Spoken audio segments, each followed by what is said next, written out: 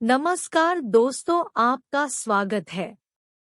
जैसा कि कई लोगों को पता होगा कि हिंदू धर्म में अन्न को देवता माना गया है, इसलिए हमें अन्न का सम्मान करने की शिक्षा दी जाती है। इस अन्न को उगाना जितना कठिन होता है, उतनी ही आसानी से हम उसे बर्बाद कर देते हैं। भोजन हम सभी की मूलभूत आवश्यकताओं में से एक है और हम सभी के घर में है रोज भोजन बनाया जाता है। लेकिन वास्तुशास्त्र में भोजन बनाने के लिए भी कुछ नियम निर्धारित किए गए हैं, जिनका पालन घर में भोजन बनाने वाले व्यक्ति को, चाहे वो महिला हो या पुरुष या फिर आपकी खानसामा यानी कि खाना बनाने वाला ही क्यों ना हो, सभी को करना चाहिए। आज हम वास्तु शास्त्र के नियमानुसार खाना बनाने से संबंधित दो प्रमुख बातों पर बात करेंगे, जिनमें से एक है खाना बनाते समय कौन से नियमों का पालन करना चाहिए और रोटी बनाने के लिए आटा गूंथते समय हमें क्या करना चाहिए। तो आटे में कौन सी ऐसी वस्तु मिलानी चाहिए जिससे हमारे घर में है सुख समृद्धि बनी रहे। तो आइए जान लेते हैं। पर उससे पहले अगर आपने चैनल को सब्सक्राइब नहीं किया है तो इसे सब्सक्राइब कर लीजिए।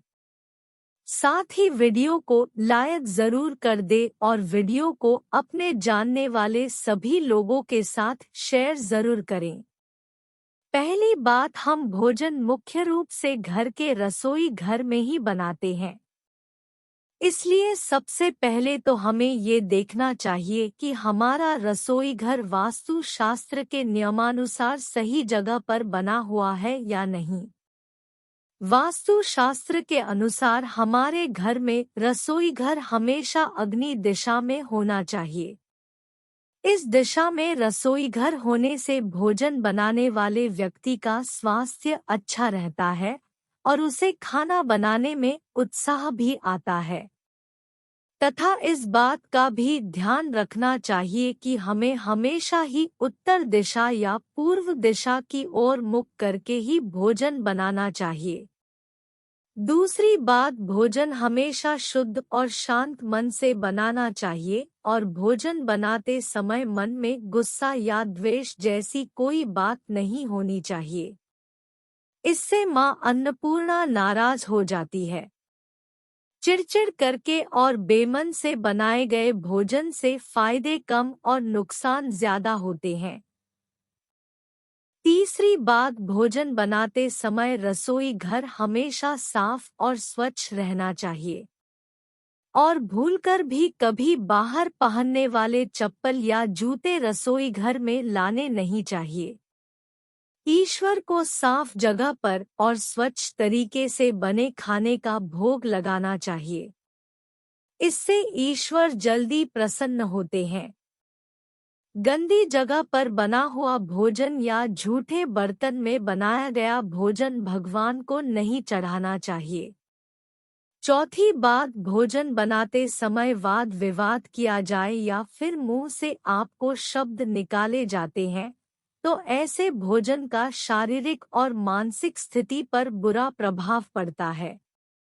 पांचवी बात, भोजन बनाते समय उसे बार बार चख कर ना देखें, इससे भोजन झूठा होता है जिसे किसी अन्य व्यक्ति को खिलाने से हमें हानि होती है और भगवान को तो अपना झूठा खाना प्रसाद के रूप में खिलाना महापाप के समान होता है। छठी बात, भोजन हमेशा नहा धोकर नित्यकर्म से निवृत्त होकर स्वच्छ होकर ही बनाना चाहिए और सुबह जब भी भोजन बनाना शुरू करे तो सबसे पहले माँ अन्नपूर्णा का स्मरण करे और उसके बाद अग्नि देव को स्मरण करके ही चूल्हा प्रज्वलित करें। इससे घर में अन्न की कमी नहीं होती और सुख शांति बनी रहती है। साथ ही कभी भी टूटे फूटे बर्तन में ना तो खाना बनाएं और ना ही खाएं। हमेशा साफ बर्तन में खाना बनाएं। पानी पीते समय भी कभी भी कटोरी में पानी ना पिए और कढ़ाई में खाना ना खाएं। ऐसा करने से घर में राहु दोष उत्पन्न होता है। आइए अब जानते हैं आटा गूंथते समय है हमें किन बातों का ध्यान रखना चाहिए और आटा गूंथते समय उसमें क्या डालें कि जिसका शुभ प्रभाव हमारे जीवन पर पड़े है। पहली बात, कई बार महिलाओं की आदत होती है कि वो समय बचाने के लिए एक साथ दो समय का आटा गूंथ कर रख लेती है। सबसे पहले तो ध्यान रखें कि कभी भी आवश्यकता से ज्यादा आटा गूंथ कर ना रखें। गूंथ के रखा हुआ आटा घर में नकारात्मकता लाता है। गूंथ कर रखे हुए आटे से बीमारियों को आमंत्रण मिलता है। साथ ही की रोटियां खाने से ये व्यक्ति के मानसिक स्वास्थ्य पर भी इसका दुष्प्रभाव पड़ता है। गूंथा हुआ आटा बुरी शक्तियां को भी आकर्षित करता है, इसलिए जरूरत से ज्यादा आटा गूंथ कर ना रखें। दूसरी बात, हिंदू धर्म के अनुसार जब भी घर में किसी की मृत्यु होती है, जो मृत आत्मा की भूख शांत करने के लिए आटे के छोटे छोटे गोले बनाकर उन्हें पानी में बहाया जाता है, इसे कहते हैं, और इन गोलियों पर किसी तरह का निशान नहीं बनाया जाता है। इसलिए महिलाएं रोटी बनाने के लिए आटा गूंदने के बाद जब आटे की गोली बनती है तो उस पर अपनी उंगलियों से कोई निशान अवश्य लगा देती है, जो यह दर्शाता है कि आटा मृत व्यक्तियों के लिए नहीं है बल्कि घर के सदस्य के लिए गूंथा गया है। तीसरी बात की पहली रोटी गौमाता की और आखिरी रोटी कुत्ते के लिए निकालनी चाहिए, जिससे घर में किसी भी तरह के दोष से बचा जा सकता है।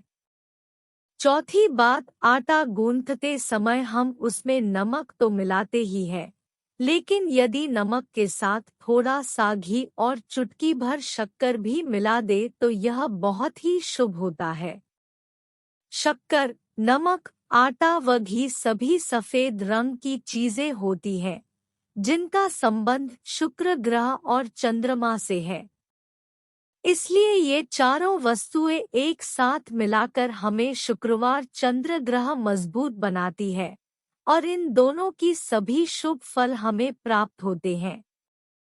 अगर ये जानकारी आपको अच्छी लगी तो वीडियो को लाइक करें।